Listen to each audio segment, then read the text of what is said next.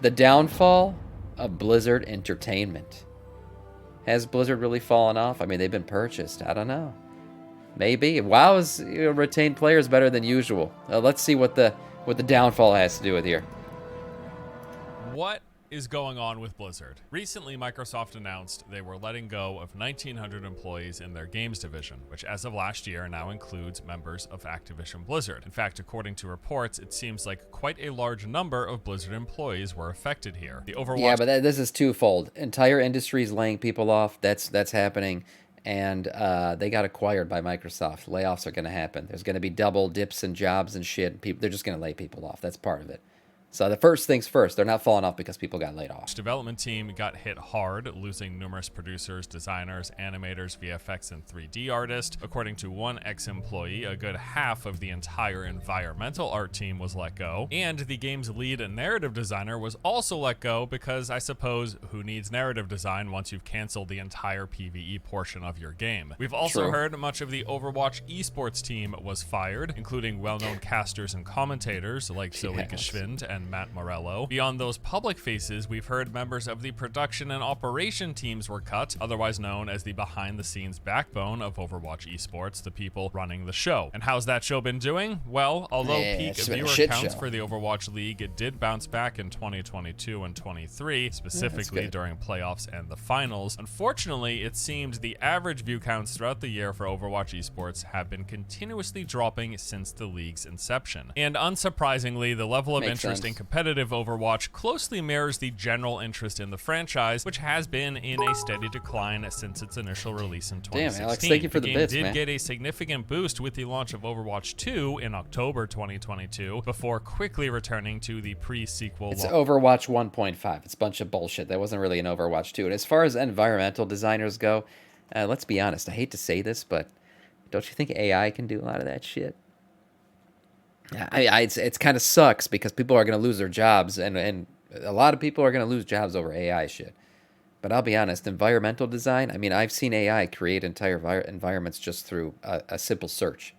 So, yeah, I feel like a lot of environmental designers are going to lose jobs in the future. Launch levels of interest. So Overwatch's popularity has been in steady decline, and as such, the competitive scene has also been dropping. Now, this coupled with the recent Microsoft merger, any subsequent role redundancies, increased hiring during the pandemic, the entire tech industry constricting post-pandemic, which then comes with a reduction in investor spending, and topped off with Microsoft's desire to make the books look better. That's what everyone's its doing. Acquisition. All of this, and certainly many other things I've not mentioned, have resulted in the large number of layoffs that we're seeing here in the Overwatch team. And as if that news wasn't bad enough, the firings were not exclusive to Overwatch. Warcraft got hit with confirmed losses, including members of its lore, animation, and franchise development teams. And although I've not yet seen any verified... but Warcraft got hit the least from what I heard. WoW was the least hit team of them all. Layoffs for the Diablo, Hearthstone, and StarCraft teams, it is certainly possible that jobs were lost there as well. I have just not seen any official reporting or announcements from anyone let go on those teams. But the other major part of the story here actually surrounds Blizzard's in-development survival game that was codenamed Odyssey. So we first heard about this a couple of years ago when Blizzard revealed the project in 2022, announcing... morbidly comically at this point, announcing that they were hiring people to work on a brand new survival game for PC and consoles. And again, this was in 2022, like a year and a half ago. Now, we later actually learned, though, that Odyssey had been in development since 2017, so a little over 6 years to date. And by many accounts, it was shaping up quite nicely, according to what we heard. We knew this thanks to leaked impressions from several playtesters, which were all fairly positive. And then there were the many ex-Blizzard employees after leaving the company in recent years, previously having worked on that project, that spoke quite highly of Blizzard's upcoming game when it was officially announced. So it was according to people who had played it, and according to people who previously worked on it, according to people who were previously at Blizzard but then left the company for whatever reason over the years. They said, yeah, this was a great game. We're really excited about it. I can't wait for the public to get to see it. Well, with this round of layoffs that just took place, the survival game has been officially canceled. Yeah, like I think Microsoft canceling the survival game is more of a reflection on survival games in general, or the genre, with it, rather than it is that specific game. I just think, Blizzard was kind of playing in a genre that's just not really peaking right now. Survival genres, are they really that, that big of a deal right now? I don't think so. I think they'd be better off making like a Warcraft RPG or something. Something like that, where we've seen RPGs like all the Dark Souls games, Elden Ring, shit like that, like really pop off lately. So that's probably a better place where they could spend their time than a survival game. That's just, who's still playing survival games? What is there? People are playing Ark or Rust. Like those are probably like that's it. I haven't seen any new survival games come around and really like change anything. Really, right now it's all about freaking battle royales, RPGs, and MMOs. That's it. Like that's those are your genres to play in, and of course like MOBAs, right? But even those, I don't know, like those are kind of, they're in a weird spot a little bit lately. But survival games, definitely not the place I'd be making a new game if I was in control of a game dev company. Years of development. Pal World, yeah. Pal World, that's what's popping Thrown up. in the trash, with most of the team working on the game having been fired and those who remain reportedly moving on to other projects. And that right there is basically the currently up-to-date information that we know about the people laid off and the teams that were affected here. Is now, Pal World considered a survival game? I mean, what do you're gathering resources in Pokemon? I mean, sorry, pals, you're gathering pals. I mean, my bad, I'll get fucking sued for saying that shit. I don't know. I'll look it up right now. Announcing these layoffs, both Phil Spencer and Matt Booty, in separate announcements, separate basically disclosures of it, and talking about their feelings about it and why they're doing it, they both more or less stated that the intended goal with the cuts that they made and moving forward was going to be a focus. It's considered an action adventure game.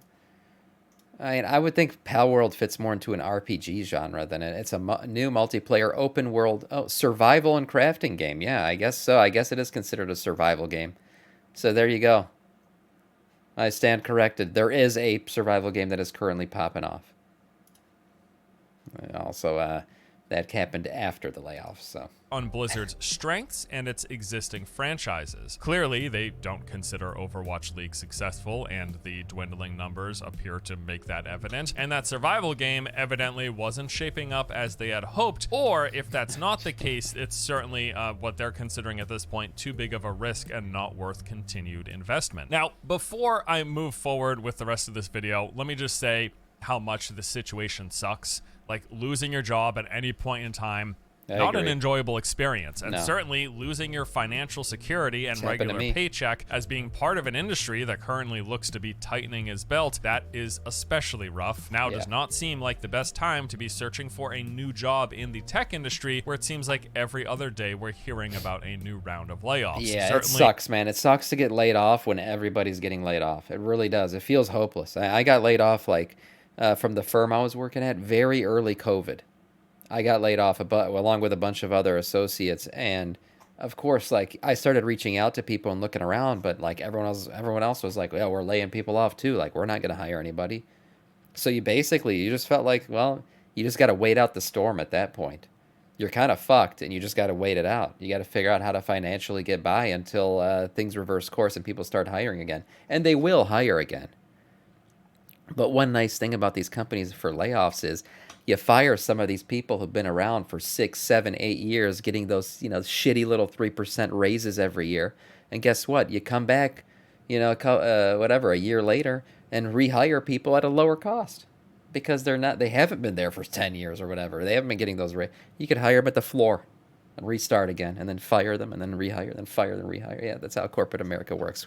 Welcome to the jungle, bitches. We got fun and games. Things are cyclical. Things will bounce back. People will be hiring new people. It all goes in circles, right? But it's certainly medical I've got industry, a huge amount of empathy for everyone who was affected here. So my condolences to everyone that was impacted by these layoffs. I hope that you get back on your feet soon, and I hope that your future employer is structured and managed in a way to not fire you every time they want to make the numbers look better for investors. Keeping my fingers crossed here, but evidence in recent years seems like that is going to be a recurring theme. Beyond that, this news also just got me thinking about Blizzard as a whole, the company's output in recent years, the games that they've released, and then my general sentiment towards the studio. Ultimately, I'm just kind of left with a sense of disappointment once again around Blizzard as a developer. It's a feeling that's been looming for some time, growing a little bit stronger every single year, but I've always maintained the hope that maybe, just maybe, things could go back to the good old days. Super naive. I know. Trust me. I'm well aware here. Very self-conscious about this. But man, I still remember when Blizzard was considered the stamp of quality in PC gaming. After all, they did set the bar for pretty much everything they made. This was the case with the Warcraft and StarCraft RTS games, Diablos 1 and 2 for ARPGs, and World of Warcraft for MMOs. Thank you, Blizzard man. made a game in a genre, it was pretty much considered one of the best in that genre. Obviously, though, accounting for the fact, we'll acknowledge that some people have different tastes and preferences, right? Like, certainly there were people who liked EverQuest and Asheron's Call and Ultima Online more than they liked World of Warcraft. WoW changed the industry forever. It freaking mainstreamed MMOs. MMOs were a very niche genre, like very. Oh my God, there was only a certain type of person who played an MMO, and then WoW came around, and like everybody can play MMOs now. This shit's for real. This is a great game genre. That's what WoW did. And that's what Blizzard used to do. They never really created any new genre or anything. All they did was go into a genre and make the best version of the game that ever existed in that genre. That's what they used to do. That's what Diablo was. That's what StarCraft was. That's what World of Warcraft was. That was how they rolled. And then, Activision came around and bought them, and it became more about profitability and all this other shit. Wrath of the Lich King was really the last expansion that they created, like, pre-Activision purchase, and launched after the purchase, but that game was already long in development. The expansion was already in development, but prior to them coming in. So after that, it was a little bit downhill, but I still think Blizzard makes good games. I do. Call me naive. I still like some of their games. And there are people who liked Command and Conquer and Age of Empires more than StarCraft or the Warcraft RTSs. I understand that, but by and large, across the industry, it did seem like many, many people considered Blizzard one of the top dogs with whatever game they released and whatever genre it was released in. This was at least true in my eyes from my perspective as a player. And I would even say this continued to be the case with many of their modern titles. Like, I was obsessed with Overwatch for well over a year. Hearthstone was a blast as well. And yes, I would say Overwatch at its release was considered one of the best hero shooters on the market, and Hearthstone without question was one of the best digital card games. It probably still is. It's one of the best feeling to play. As much as I love Magic the Gathering, all of their digital offerings have always been way behind in terms of their production value, the quality, the feel of the games. And I love Magic, dude. I grew up playing Magic even more so than I did Blizzard games, so that's saying a lot. I mean, heck, I even really liked Heroes of the Storm, although, being perfectly honest, I would not consider that a best in genre for MOBAs. I still thought it was a pretty cool game, and I enjoyed playing it. But anyway, point being that Blizzard for many, many years was a very reliable developer. You knew you were getting something good with a focus on quality gameplay when you bought one of their games. And I actually do still feel that Blizzard's games do deliver best-in-class gameplay. Whenever I hear someone say Blizzard doesn't make good games anymore, I feel like that statement has to come with like a massive asterisk and a footnote. That's my personal opinion, because when it comes to things like game feel, animation, and sound quality, that stuff is still top-notch, best-in-class stuff coming from. Yes, that's 100% what it is. Whether or not you like the story in WoW or the content in WoW or the current raid or the current dungeon pool, whatever it is, it comes down to a very simple fact. When you swing your sword in World of Warcraft, it feels better than any other MMO out there. There's something that just feels right about it. When your sword hits something, when you're running, the way your character interacts with objects in the world, it's just, there's something about it that just feels better and more polished and finished than any other MMO that exists every time I play any other MMO. And it's something that I watch for. Like when we see all the new shit like Ashes of Creation previews, whatever MMOs are out there, showing off their new shit, new graphics and engines and all this stuff. When they do their abilities, when they swing their weapons, something feels off. It's like this weird, uncanny thing where it just doesn't feel as clean as WoW does. And that's really what it comes down to. I'll be honest, it's like this animalistic shit. I don't know what it is about it, but there's something that just feels right about the way you fight in WoW, the way you swing your weapon, the way you interact with the environment. And nothing has come close yet. Nothing. From Blizzard. I can definitely say that Blizzard still makes some of the best feeling and Final playing Fantasy games on the market. Overwatch felt and played amazing. So does Diablo 4. Same goes for StarCraft 2. Like I just said, Hearthstone is probably still the best feeling digital card game. And World of Warcraft is one of the snappiest MMOs. And that's actually, I think, a large part of the reason why it maintains to be one of the popular, besides all the, nostalgia for it and all of that. But yeah, these are some of the best gameplay experiences in each of their respective genres. Blizzard still absolutely nails that without question.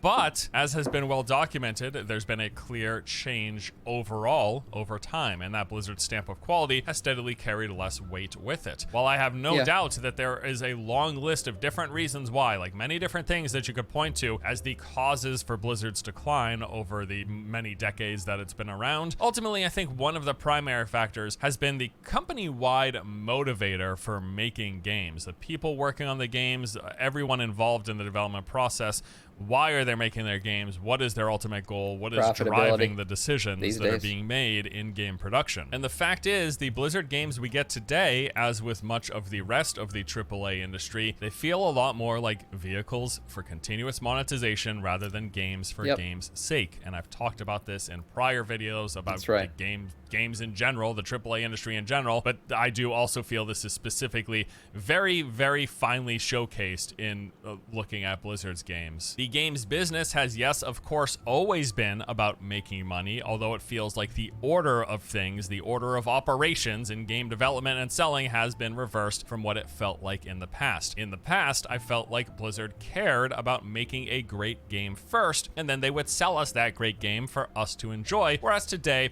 I feel like when making a new game, the company as a whole, and I want to be very specific here, I'm not talking about individual developers, I'm probably not talking about like the software engineers and the artists and the lore design teams. I'm realizing that these are all lumped into the umbrella of Blizzard, but there are many, many different attitudes in the game development process because there are many different people involved in the game development process. But as a whole, when we look at the final end product, this is the sentiment that I get. In the past, when Blizzard put out a product, it felt like they cared about that product being as good as it could be. Whereas today, when they're making a new game, it feels like the first thing they're thinking about is how are they selling it and then building the game around that. Like, yes, of course. Yeah, I don't know if it's like the first thing they're thinking about, but I do agree with them. It is certainly an important decision maker. Like when they walk into the corporate suite, the C-suite, and they got their presentation on this new game idea they have, 100% one of the most important slides in that slide deck is going to be,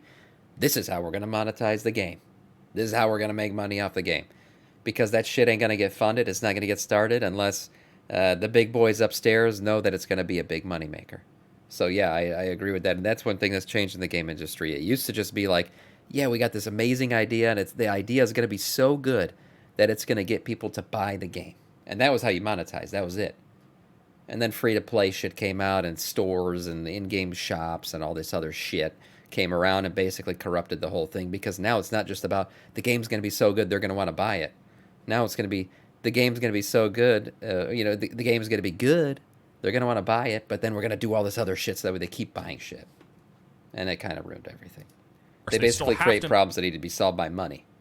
Make a game that is appealing to people, but it's one of those things where I feel like one of the earliest conversations is, okay, we got a concept for a game, great, how many ways can this be broken up and monetized? Can we sell a battle pass? Can we sell cosmetics? What can we put in the cash shop? How much content can we exclude from launch and then sell it a year later in the expansion? I feel like these are like some of the early conversations that are being had when they're talking about making a new game, and maybe that's part of the reason for the cancellation of the survival game. If it wasn't just outright that they couldn't make a game that they thought was fun and there was high enough quality or whatever their reasoning for canceling it, maybe part of the reason was, I don't know if we can monetize this thing enough. Other survival games aren't monetized enough compared to some of the other genres that we're involved in, so maybe we focus on the genres that can be monetized more heavily, although I'm sure if they thought hard enough, they could have came up with plenty of ways to monetize the survival game. I feel like how is Pal World monetized? How is that shit? I haven't played Pal World yet. Can you actually spend money in that game? How does that work? Say it in the chat if you know. I have no idea. Have not played enough Power World or watched enough of it. The decision was made to cancel this project. I also think a perfect example is some of what we've seen with Diablo 4. Like, why doesn't a game all about collecting loot have more stash tabs to store said loot? What is the reason for this? Well, they've said it was due to how the game was coded with the shared world, and if one person opens their stash, everyone has to load that stash, and then if too many... Wow, it's just a purchase game. Man, see, you would think that some of these game companies would see shit like Power World or Elden Ring, these single purchase games that still pop off like crazy, and they would think, hey, maybe we should go back to that way of doing things. But they can't. They're just so fucking greedy. They all see Fortnite and shit with their 1,000 skins and everything. They're just like, no, like the potential of making money, the amount of money that can be made off these stupid ass microtransactions is so much greater than just making a good game and paying the box price. That's crazy. Good for Pal World. Hopefully it Stashes doesn't are change. loaded at the same time, the game would explode or something. Maybe that's the case, but maybe we got a limited stash tab because they hope to sell us more of them. DLC is fine. You pay for content, that's fine. That's fine. DLC is fine. And what's not okay is paying for the content and having to pay for other shit to be able to actually participate in all the content, like gear upgrades or whatever it is, or extra items in the game, or cosmetic bullshit. That kind of stuff ruins it. It's the microtransactions. On the road, after all, they were selling us stash tabs all the way back with Diablo 3. When you bought the you're still expansion, getting you got content. new stash tabs with it. I think it'd be naive to say that they've not at least considered that for Diablo 4. And hey, man, somehow Last Epoch, an ARPG from a development studio of under 50 people from what I saw, somehow they managed to let players have as many stash tabs as their heart desires. It's so weird. I don't know how they do it. Also, you know what? Why doesn't Diablo 4 have cooler looking transmog options in the base version of the game? That stash tab shit goes back to the same thing. It's even outside of the games industry. You create a problem and then you sell the solution. It's like fucking the most simplest way to make money, and it's also the most corrupt and fucked up way to make money. Like, for example, you know how many times I go on my phone, my fucking iPhone, and I get that stupid ass message that my storage is full? You don't think they can make an iPhone that's basically just as profitable, just a couple cents more, and put like fucking 2 terabytes of memory in this shit? You don't think they could do that? Of course they could fucking do that. That technology has existed for a long time. They could do it in a very price-effective way. Fucking I don't give a shit. Add another $10, add another $50 onto the price of my phone, and give me a shit ton of storage. But it's never enough because they don't want it to be enough. They want to give you just enough to store a couple photos, and they want to charge you for the fucking iCloud storage so that way you can have the solution to your problem. Hey, your phone doesn't have enough memory, man? No way. No way. Here's a solution to that problem. Give us $2.99 a month. You get an extra 50 gigs or whatever, or an extra terabyte of memory. There you go. Yeah. Get a Samsung fan upgrade the storage? I don't know, man. I don't know. I'm fucked with that whole Apple ecosystem bullshit. But anyways, that's how it works. That's just how it works. Create a problem, sell the solution. I think there were probably 2 sets that I thought looked actually good. I guarantee they could even compress your images and shit down better so that way they store better in your phone. But they won't do it. They won't do it. To use on my druid. They gotta sell you the That solution. might be because they want us to buy the outfits that they have for sale in the cash shop, or the one from the battle pass. Speaking of which, yeah, why is there a battle pass in my ARPG? Well, that's of course to provide recurring revenue for the live service portion of the game, mainly its quarterly seasons, which although they've sounded neat and I've shown some interest in them in the past, the fact is they've yet to intrigue me enough personally to revisit the game for more than a couple of days. Most of my playtime with Diablo 4 was at and around launch. I've barely touched it in the season updates. It's just not intrigued me that much. Also, why isn't there more endgame content to engage with besides the Nightmare Dungeons and Hell Tides? I know they added a few little things here and there with those seasons, but the general core of the game, why wasn't there more at release? Well, there will be, without question, when it comes time to sell the expansion, and maybe some of that would have made it into the launch version of the game or into one of these seasonal updates that we're technically paying for. Some of us are paying for by buying the season passes. Maybe some of those big endgame things would have made it into these seasonal updates, but this was all being held back for the Vessel of Hatred because, hey, they need to give us enough incentive with enough alluring new things that entice us enough to come to revisit things that I haven't been enticing enough for me to revisit the seasons, the big things, the blockbuster things. They're saving it all to sell it in the expansion. We're getting the new class. We're getting certainly other endgame activities. There's, of course, the new content areas, new quest lines, all of that stuff. And maybe some of this was ready for launch or would have been here shortly after launch with these seasonal updates, but was not included. Or maybe not. We'll never know for sure. But the way these games are dissected and monetized, it does leave us, I think, with a very reasonable uncertainty. We'll just never know, and this possibility is absolutely there. And then we've got things like, Overwatch 1 with its loot boxes that helped popularize. It certainly wasn't the first game to have loot boxes. I think that honor and distinction, in the West at least, probably goes to Counter-Strike, right? But Overwatch 1 with its loot boxes certainly helped boost its popularity and then eventually boost its regulation. Overwatch 2... Yeah, but Overwatch, I felt like the loot boxes used to give more legendary skins than they eventually did. I felt like, they tweaked that a little bit because, hey, we're going to monetize these more and we're going to stop giving the really cool stuff in the loot boxes that you just get for gaining levels. We got to change that up a bit.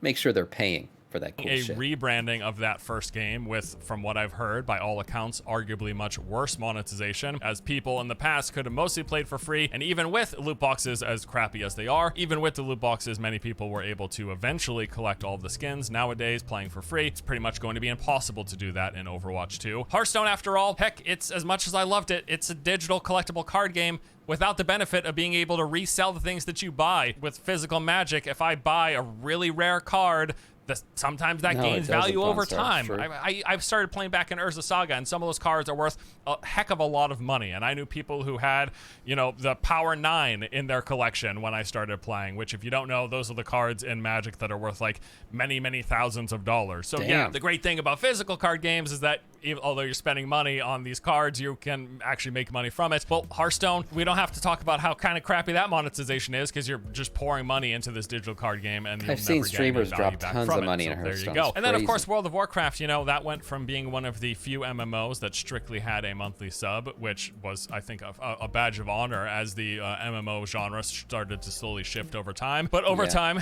and as time has continued to go on, WoW has also started to shift. Now they're selling a wide range of stuff in a cash shop. They sell mounts, they sell pets, they sell transmogs, they sell services like character transfers, faction name, and I'm not gonna lie. There was a time where I really thought that the WoW sub would always protect us from the in-game transactions, from like stores and all kinds of cosmetic bullshit like that. I always thought the WoW sub was our shining light, our grace, our savior. That, hey, we're paying for, we're sub to this game, so they don't got to do that in-game store bullshit. Yeah, and then the Celestial Steed came and ruined all of it. And then, of course, there is the WoW token, which lets you exchange real money for gold in World of Warcraft. And don't you even get me started on Diablo Immortal's just horrendous monetization scheme. Well, that's a mobile game. That's what they're made power for. And progression. I realize that is a mobile-first game, and that is not uncommon for mobile games, but it is nevertheless really disheartening to see slap to the Diablo franchise name on that sort of monetization setup. Right. Now, I'm also want to make it clear here, I'm not laying all this specifically solely at the feet of Blizzard, right? Okay? This trend of monetize first is an industry-wide thing in the AAA space, at least. I'm well aware, especially as someone who regularly consumes live service games and MMOs, Blizzard is not the only one doing this stuff. In fact, they're not even the worst, not by a long shot. I wouldn't consider Blizzard one of the worst companies when it comes to online game monetization. But the thing that gets me personally is that I've been around long enough and enjoying Blizzard games to have seen the shift occur for most of their franchises. I have watched Warcraft and Diablo in particular over the past 30-something years morph from those games first to monetization first designs that we see today. That's true. I mean, people pay for a while. They still do, so they're going to keep doing it. I mean, I'll be honest, when they dropped the Celestial Steed, going back, I'm very shameful this time, but you're talking about a 15-year-old Sam who had nothing but, basically your regular Swift Steed as a mount. Okay, because I didn't have enough gold to buy shit, and I wanted a really cool mount. I always wanted a really cool. I used to see people on cool mounts and be like, man, I wish I had one of those. And then the Celestial Steed came along, and I was like, damn, that's a cool mount. How do I get that? Oh, I gotta pay for it. Like, what was it? I don't know, $10 at the time. It might have been it might have been $10. I think it's 15 now. But I did something. Very shameful act. I went and got mommy's credit card and I bought the Celestial Steed. I did it. Yeah, I did. Probably like a lot of people did back in those days. And I probably fed the beast and part of the problem. I created part of the problem that we have today. I'll own up to it. I do own the Celestial Steed. Till this day, I still own it. I think that's just where my disappointment stems from. And I think that some triggered other it to continue. long-standing video game franchises have maybe stayed more true to their roots. Zelda fans got Breath of the Wild. Metal Gear fans got MGS5. Souls fans got Elden Ring and the many Souls spin-offs. Me, after being a fan of Diablo and Warcraft for 3 decades, I got Immortal, Diablo 4, Warcraft Rumble, and the WoW token. That's what I got. And now here we are with this Microsoft acquisition, with this recent round of layoffs, with most of the studio's founders having left over the years, and the cancellation of Odyssey on top of a new president whose prior role was Call of Duty general manager. I'm just not sure what this means for the future of Blizzard, although I don't suspect we're going to see a massive change in direction. If anything, it looks like they will be going full steam ahead with continuing to add more layers of monetization to the franchises that I grew up loving. I do suspect that they will continue to make good games, games that look good and feel great to play. And so long as the value seems worth it, sure. I played Diablo 4 for like 300 hours. $70, 300 hours of gameplay. I thought that was an overall enjoyable experience. It was certainly worth the money for time, for entertainment value in exchange for dollars, right? But whether it's fair or not, a lot of people were expecting a lot more and hoping for a lot more out of Diablo 4, and they simply have not yet really delivered. And yeah, I still lament us not living in the world where Diablo, Warcraft, and StarCraft got the same treatment that the Zelda, Metal Gear, and Souls franchises have gotten over the years. Maybe another time in another universe. My ultimate hope here is that the people who are still employed at Blizzard, and I want to continue to make this clear distinction, there is a big difference between a lot of the people who are the boots on the ground, working day in and day out on making these games. I'm certain most of them, many of them, are very passionate and they want to make great games. They just have to then also balance that against the unquenchable thirst for rising profits. Super fun stuff. That does it for today's video. Thank you all for watching as always. I'll see you next time. Look, nothing he said is is really that far off base. I mean, it's very true. But here's the thing. Call me what you want. I still have fun playing WoW. It's I still enjoy it, and as long as I still enjoy it, I'll still pay for the sub. I'll still, buy the expansions and play the game. And whatever monetization factors that I don't like, I just will try my best not to participate in them. That's it. And I'll play the game I want to play the game. It is what it is. It's just, this is the world we live in today. Monetization is going to happen, and it's going to continue to happen. It won't go away.